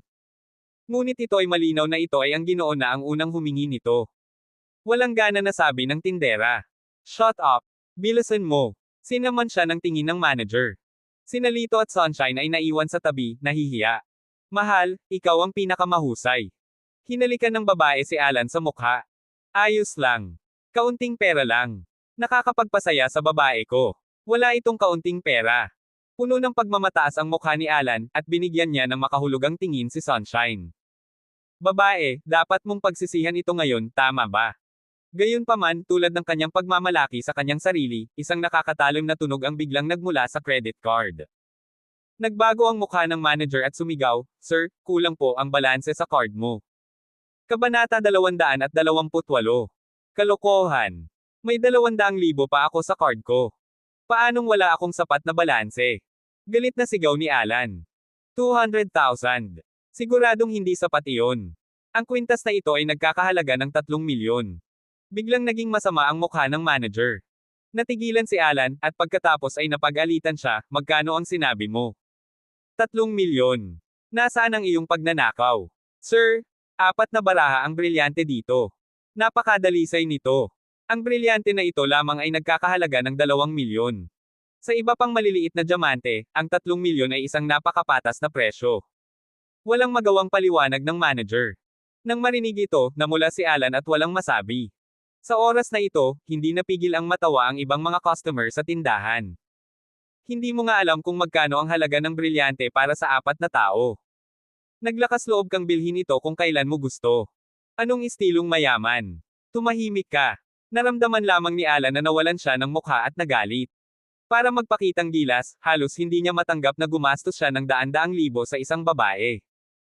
Gayunpaman, ang kwintas na ito ay nagkakahalaga lamang ng 3 milyon, na 1/4 ng kabuuang asset ng kanyang kumpanya. Paano niya ito natitiis? Sa sandaling ito, lumabas si Lito at humingi ng isang bag na balat ng ahas upang kolektahin ang mga basura. Kumuha siya ng 3 milyon mula sa bato ng somero at itinapon ito sa bag na balat ng ahas. Pagkatapos, kinaladkad niya ang bag. Kukunin ko itong kwintas. Inihagis niya ang snakeskin bag sa harap ng manager at sumigaw. Kumunat ang noo ng manager at naramdaman niyang pinagtatawanan siya ni Lito. Sabi niya sa malungkot na mukha, Sir, dapat ngayon mo lang narinig na ang eternal love, na ito ay nagkakahalaga ng 3 milyon. Tumango si Lito at napakatahimik na sinabi, narinig ko. May 3 milyon ang cash. Itinuro niya ang snakeskin bag sa ilalim ng kanyang mga paa. Tiningnan ng manager ang maruming snakeskin bag at natural na naisip na nagbibiro si Lito. Sa sobrang galit niya ay ayaw niya itong kausapin. Ngumisi si Alan. Boy, nababaliw ka na ba?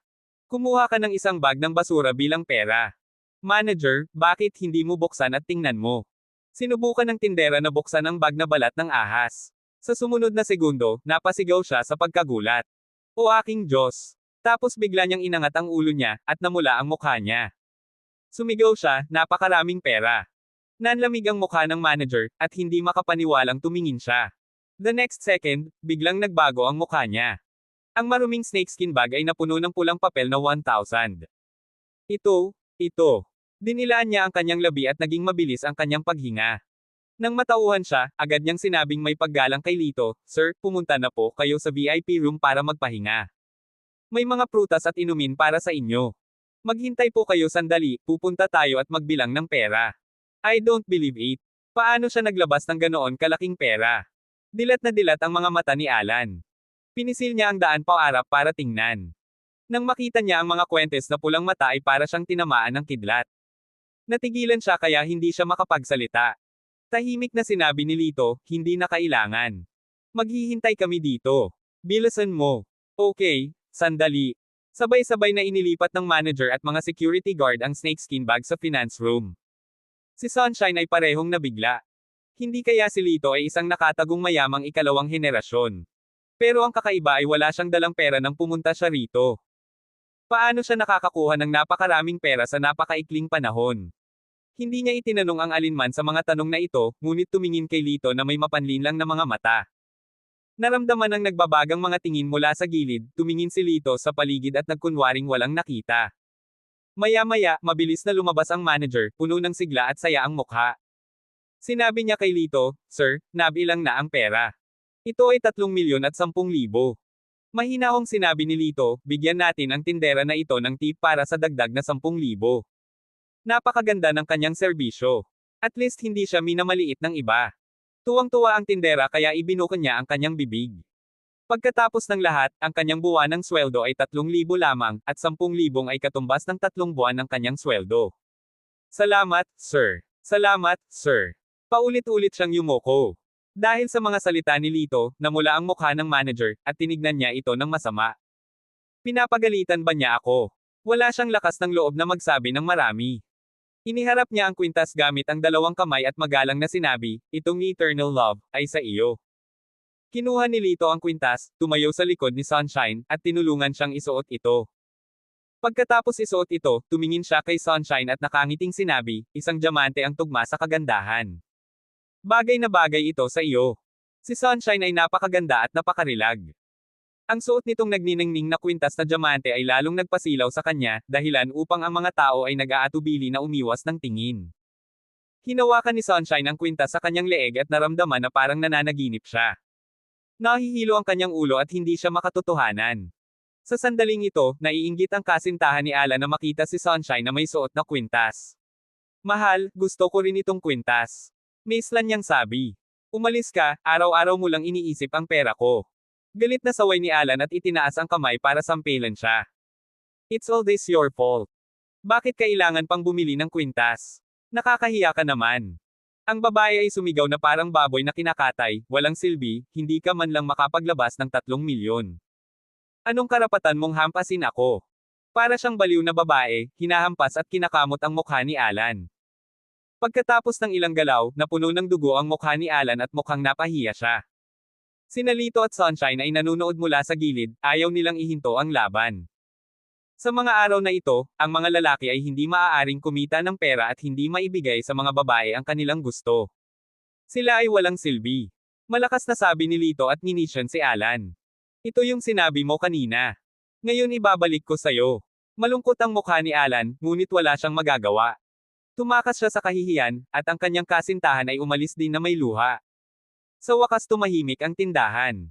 Kinuha ni Lito ang Somero Stone at hiniling sa shop assistant na tulungan siya sa dekorasyon. Dahil gumasto si Lito ng 3,000,000, ikinaway ng manager ang kanyang kamay at binigyan siya ng isang platinum na singsing ng libre. Makalipas ang kalahating oras, natapos ang Zumi Stone Ring. Isinuot ni Lito ang singsing sa kanyang kamay, ngunit hindi niya inaasahan na ito ay napakaganda. Ang itim na Zumi Stone at ang simpleng may hawak ng singsing ay nagbigay ng malalim at simpleng pakiramdam. Dahil naantala ng ganito, wala na siyang panahon para makatipid. Nagpasya si Lito na pansamantalang ilagay ang natitirang 20,000,000 cash sa Zumi Stone Ring. Naglakad siya pabalik sa klinika kasama si Sunshine, na nakalubog pa rin sa 3,000,000 na kwintas na diamante. Masyado siyang nasasabik na magsabi ng kahit ano habang nasa daan. Pagdating nila sa klinik, biglang sinabi ni Sunshine kay Lito, "Sumama ka sa akin." "Anong problema?" Nalilitong tanong ni Lito at sinundan siya sa kanyang sasakyan. Binuksan ni Sunshine ang pinto sa likod at itinuro ang loob. "Tulungan mo akong makakuha ng isang bagay." Natarante si Lito, ngunit masunurin pa rin siyang yumuko at tumingin sa paligid. "Wala naman dito. Anong kailangan mong kukunin ko?" "Ah!" Bigla siyang tinulak at natamba sa backseat ng sasakyan. Pagkatapos, umihip ang mabangong hangin, at pumasok si Sunshine at diniinan siya. Pang! Sinarado ang pinto. Sa makipot na aircon, medyo mainit ang hangin. "Ate! Ate Sunshine, anong ginagawa mo? Hindi pa ako handa. Huwag kang magmadali." Naramdaman ang kanyang malambot at maisla na katawan, natuyo ang bibig ni Lito at ang kanyang ulo ay nababalot ng pawis. Anong kalokohan ang pinagsasasabi mo? Sinaman siya ng tingin ni Sunshine at ibinaon ang kanyang maliit na kamao sa kanyang dibdib. She squinted her eyes and said, "Let me ask you, saan ka nakakuha ng ganyan kalaking pera?" Inilibot ni Lito ang kanyang mga mata at ngumisi. "Nanalo ako sa loto. Sino ang niloloko mo?" Si Sunshine ay hindi naniwala sa kanya. Muli niya itong sinuntok at ibinaba ang mga mata. "May ginagawa ka ba na labag sa batas? Kung hindi, paano ka yumaman ng biglaan?" Ang kanyang mga mata ay namumula, at ang kanyang tono ay medyo nasasakal. "Sa totoo lang, every girl wants a diamond necklace, but I want you to be down to earth. As long as you work hard, it doesn't matter if you have a diamond necklace." Ay! Pulang-pula ang mukha niya. Kinagat niya ang matambok na pang-ibabang labi at tuluyang nag-ipon ng lakas ng loob. Sabi niya, "Handa akong sundan ka." Pagkatapos noon, huminga siya ng malalim at ibinaba ang ulo para halikan si Lito. Kabanata 229. Nang maglapit ang dalawang malambot at mainit na labi, nablangko ang isip ni Lito. Ito ang unang pagkakataon na opisyal niyang hinalikan ang isang babae sa 18 taong buhay niya. Ang magiliw at nakalalasing na pakiramdam na iyon ay hindi niya namamalayan na nahulog dito. Pagkaraan ng mahabang panahon, tumigil si Sunshine. Ang kanyang mga pisngi ay kasing pula ng kinang ng umaga, at ang kanyang magagandang mata ay nahihiya at mahiyain. Tumingin siya sa kanya ng masuyo.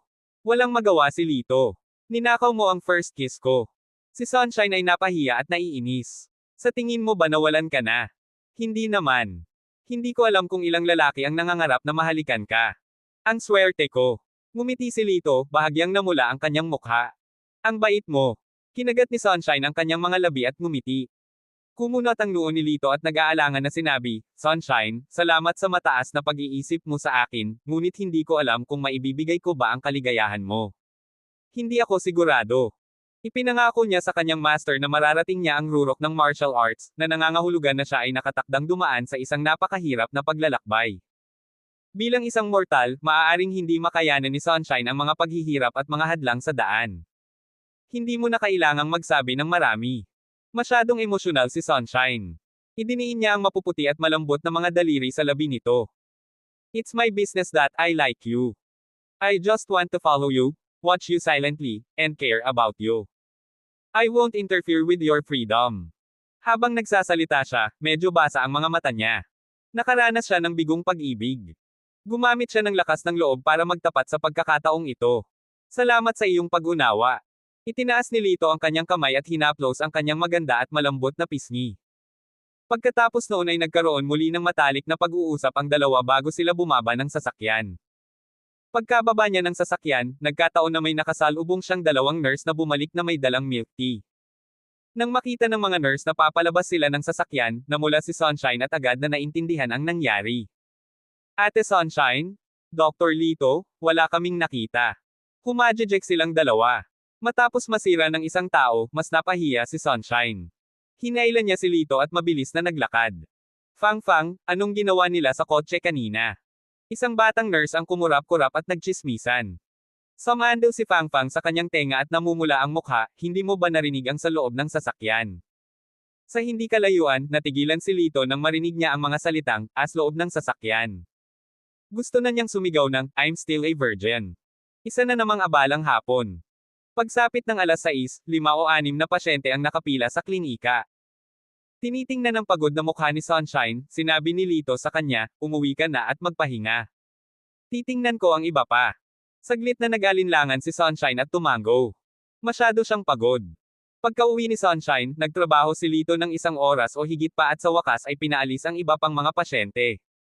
Pagkalabas niya ng klinik ay nagugutom na siya at handang humanap ng mapaglagyan ng kanyang tiyan. Sa pagkakataong ito, biglang tumunog ang kanyang cellphone. Nang makita niya ang tumatawag ay bahagyang yumuko ang kanyang bibig. "Anong problema?" Nakangiti niyang sabi. Ang malambot na boses ni Chure ay nanggaling sa telepono. Malungkot niyang sinabi, "Bakit hindi kita mahanap kung walang mali? Hindi yun ang ibig kong sabihin. Ilang araw na kitang hindi nakikita, pero miss na kita." Nagmamadaling paliwanag ni Lito. "Miss mo na ako. Talaga." Nanginginig ang boses ni Chure sa kaunting pananabik. Ito ay mas tunay kaysa sa ginto. Tumango si Lito. Kinagat ni Chure ang kanyang mga labi at ngumiti. Actually, I missed you, kaya tinawagan kita. I was worried na makalimutan mo ako. Sinabi ni Lito, kung ganoon, bakit hindi tayo magkita minsan? Isasama kita para kumain ng masasarap na pagkain malapit sa Badok University. Oo. Hindi nagatubili si Chure at agad na tumango bilang pagsang-ayon. Matapos maghintay sa South Gate ng paaralan ng 15 minuto, nakita ni Lito si Chure na papalapit, at pagkatapos ay nag-init ang kanyang mga mata. Si Chure ay nakasuot ng mahabang puting damit na may hanging umiindayog sa gabi, at malabong makita ng isa ang kanyang magandang figure sa puting belo. Ang kanyang itim na buhok ay nakakalat sa likod ng kanyang ulo at nakalaylay hanggang sa kanyang baywang. Walang make-up ang dalisay niyang mukha. Sa halip, may matamis na ngiti sa kanyang mukha, parang lirio sa bundok na walang bahid-batik na malinis. Sabay-sabay na nag-init ang mga mata ng mga lalaking dumaraan. Hindi na sila makapaghintay na kunin agad ito bilang sarili nila. May mangilan-ngilan pang ang sumipol. Sumimangot si Lito at hinawakan ang kamay ni Chure. Tara na. Sabay tingin ng malamig sa mga batang iyon. Nang makasalubong nila ang nakamamatay na tingin ni Lito, ang mga lalaki ay nanginag at umalis sa kahihiyan. Hindi ito napansin ni Churay, at hindi umalis ang kanyang mga mata kay Lito. Nang ang kanyang maliit na kamay ay hawakan ni Lito, siya ay natigilan sa una, at isang pamumula ang lumitaw sa kanyang mga pisngi. I'm sorry. I didn't mean to offend them. May ilang langaw na may malisyosong intensyon ngayon lang. Nahihiyang sabi ni Lito. Bitawan na sana niya ang kamay ni Chure nang hilahin siya pabalik ni Chure. Ayos lang. Sa puso ko, boyfriend kita. Ibinaba niya ang ulo niya at nahihiyang sinabi. Natigilan si Lito. Nang matauhan siya, tuwang-tuwa siya. Napakaswerte ba niya ngayon? Una, si Sunshine ang nagkusa na halikan ako, at ngayon ay si Chure na ang nagtapat ng pagmamahal niya sa akin. Sa pag-iisip niya. Talaga. Sa sobrang tuwa niya ay diretso siyang tumabi at hinalikan si Chure sa pisngi. Maputi at malambot at makinis ang balat ng dalaga na ikinatuwa niya. Oo. Dahil hinahalikan ni Lito, nakaramdam ng sobrang saya si Chure at seryosong tumango. Let's go. Ihahatid na kita at kumain ng masarap. Si Lito ay nasa mabuting kalooban. Ngumisi siya at hinayla si Chu para umalis. Naglakad-lakad sila hanggang sa tabing ilog at nakarating sa isang restaurant sakay ng bangka. Ito ay espesyal na idinisenyo upang magluto ng lahat ng uri ng mga delicacy. Bagamat hindi ito malaki, medyo sikat ito sa Badok City. Masigasig silang pinapasok ng waiter sa tindahan. Gusto mo ba ng private room o ordinaryong upuan? Just take a seat. Dapat malapit sa bintana. Walang pakialam na sabi ni Lito. Dinala sila ng waiter sa isang mesa malapit sa bintana, nag-order ng mga pagkain, at umalis. Tumingin si Chure sa labas ng bintana sa maulap na ilog at tulala na sinabi, napakaganda. Mas maganda ka pa rin. Tumingin ng malalim si Lito sa kanyang perpektong profile at ngumiti. Tumahimik ka. Nagreklamo si Chure, ngunit ang mga sulok ng kanyang bibig ay hindi maiwasang tumaas. Hindi nagtagal, dumating na ang mga pinggan, at puno ng masasarap na pagkain ang mesa. Nagkwentuhan at nagtatawanan ang dalawa habang masayang kumakain. Sa oras na ito, isang grupo ng mga tao ang pumasok sa restaurant. Ang pinuno ay isang binata na may dilaw na buhok at casual na damit, na sinundan ng dalawang lalaki. Waiter, hanapan mo ako ng window seat. Malakas na sigaw ni Yellow Hair. I'm sorry, wala nang upuan malapit sa bintana. Magalang na sabi ng waiter. Lumapit ang lalaki sa likod ng Yellow Hair, tinulak ang waiter, at pinagalitan, my kuya has to relay on the window. Do you dare to say that? Tumingin ang isa pang kababata sa kinatatayuan ni Lito at sumigaw, anak, umalis ka sa harapan ko. Paupuin mo ang aking kuya.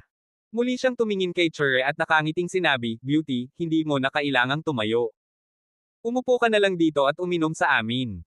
Sumimangot si Lito at naging malamig ang kanyang tingin. Kabanata 230. Sa pagkakataong ito, humakbang din ang lalaking dilaw ang buhok. Nang magsasalita na sana siya, nakita niya si Chure, at ang kanyang mga mata ay natigilan. Chure! Kumunat ang noo niya at pagkatapos ay tumingin kay Lito, dumidilim ang kanyang mukha. Di ba sabi mo may klase ka mamayang gabi? Bakit kasama mo itong gigolo? Kinagat ni Chure ang kanyang mga labi at hindi nagsalita. May masalimuot na tingin sa mga mata niya. Larwang lalaki. Mas lalong sumimangot si Lito. Wala pang tumatawag sa kanya noon. Sa hitsura nito, itong Yellow Hair at Chure ay magkakilala. Nang hindi nagsalita si Chure, hinawakan ni Yellow Hair ang kanyang palso at sumigaw, ikaw ang aking babae. How dare you meet another man in private? Maniwala ka man o hindi, papatayin ko siya. Shut up. Hindi mo ako babae. Hindi na kinaya ni Chure. Galit siyang umungol, at medyo namumula ang kanyang mga mata. Ngumisi si Yellow Hair. Nangako ang tatay mo na ikakasal ka sa akin. May sariling buhay ang mga magulang mo. Babae kita. Maya-maya lang ay may malamig na boses ang lumabas sa gilid. Hayaan mo siya. Natigilan si Yellow Hair. Tumingin siya kay Lito at mabangis na sinabi, "Anak, gusto mo bang mamatay? Hindi mo ba narinig ang pangalan ko, Kuya Yellow Hair? How dare you eat with my woman?" Lumuhad ka at humingi ng tawad ngayon. Napangiti ang mga labi ni Lito. I've never heard of her. Isa pa, si Chure ay girlfriend ko. Hayaan mo siya, kung hindi, pahirapan kita. Ha. Nang marinig ito, tumawa ng malakas si Yellow Hair at ang kanyang dalawang lalaki. Boy, sa tingin mo kaya mo akong pangalagaan mag-isa. Tingnan mo ang sarili mo. Histeryosong tumawa ang lalaking may dilaw na buhok. Gayunpaman, sa susunod na segundo, naramdaman niya ang matinding sakit sa kanyang palso. Nagpakawala siya ng nakakaiyak na sigaw nang biglang lumitaw si Lito sa kanyang harapan at hinawakan ang kanyang palso. Humingi ng tawad kay Chure. Pinaikit ni Lito ang kanyang mga mata at malamig na sinabi. Little Bastos, you are courting death. Bitiwan mo ako. Galit na sigaw ni Yellow Hair, ngunit nalaman niyang kahit anong pilit niya, ang mga kamay ni Lito ay parang bakal na pliers at hindi niya ito maalis. Humihingi ako ng tawad sa iyo. Biglang nanlamig ang mga mata ni Lito, at nadagdagan niya ang lakas sa kanyang mga kamay. Biglang dumating ang isang hindi matiis na sakit. Nabasag ang palso ng Yellow Hair na nagpatayo ng balahibo ng mga tao. Masisira na. Bitawan mo nga ako. Mapatla ang mukha ni Yellow Hair, at napahiyaw siya. Paumanhin. Malamig na sabi ni Lito. Puno ng pawis ang noo ng madilaw na buhok, at paulit-ulit itong sumigaw, pasensya na. Pasensya na. Pasensya na. Bitawan mo ako, mamamatay ako. Ngumuso ng masama si Lito, bumitaw sa pagkakahawak, at sinipa siya. Napaatras ng ilang hakbang ang Yellow Hair, hinaplos ang kanyang palso, at umungol ng malakas, how dare you threaten me? Magsama kayong dalawa at putulin ang kamay niya. Sa mabangis na tingin sa kanilang mga mukha, ang dalawang lalaki ay naglabas ng mga prutas na kutsilyo sa kanilang mga baywang at sinaksak si Lito.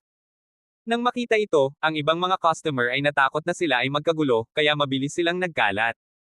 Maging ang waiter ay nagtago sa kung saan. Hinailan ni Lito si Chure sa likod niya at sinabing, huwag kang matakot. Hindi ako natatakot na kasama ka. Kinusat ni Chure ang kanyang namumuong mga mata na puno ng tiwala kay Lito. Anak, mamamatay ka at magpapakita ng pagmamahal.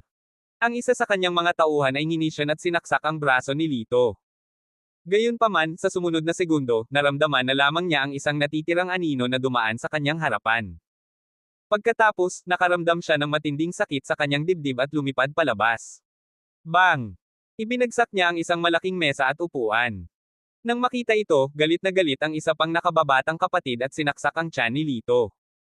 Gayunpaman, sa sandaling itinaas niya ang kanyang kamay, dama po ang paa ni Lito sa kanyang dibdib. Sabayan pa ng sigaw, lumipad siya ng 5 o 6 na metro at tinamaan ng malakas ang lalaki kanina. Pareho silang nagsisigawan. At ikaw, ayaw mo bang makipag-away sa akin? Malamig na tiningnan ni Lito ang Yellow Hair. Ang Yellow Hair ay nagngangalit ang kanyang mga ngipin. Hindi niya akalain na may kakayahan pala ang batang ito. Iwinasiwas niya ang kanyang punyal at sumigaw, I'm not a vegetarian. I'll kill you. Nang matapos siyang magsalita, lumapit sa kanya si Lito, sinipa siya, at tinapakan ang kanyang braso. Sinabi mo lang na gusto mong sirain ang kamay ko, hindi ba? Pinaikit ni Lito ang kanyang mga mata at tumawa ng masama. Nagalit si Yellow Hair at nagmura, kilala mo ba kung sino ako? If you dare touch my hair, I can guarantee that your entire family's corpses won't exist. He's so awesome. Gusto ko talaga siyang makita. Ngumisi si Lito, at pagkatapos ay nagpapuwersa siya sa ilalim ng kanyang mga paa. Sa isang basag, nabali ang braso ng lalaking dilaw ang buhok. Sumisigaw siya na parang baboy na kinakatay. Maghintay ka lang. Patay ka. Papatayin ko ang buong pamilya mo. Maingay. Sumimangot si Lito, hinawakan ang kanyang kwelyo, binuhat siya, at inihagis sa bintana. Pang! Ang dilaw na buhok ay itinapon sa ilog. Kuya! Napatulala ang dalawang kababata.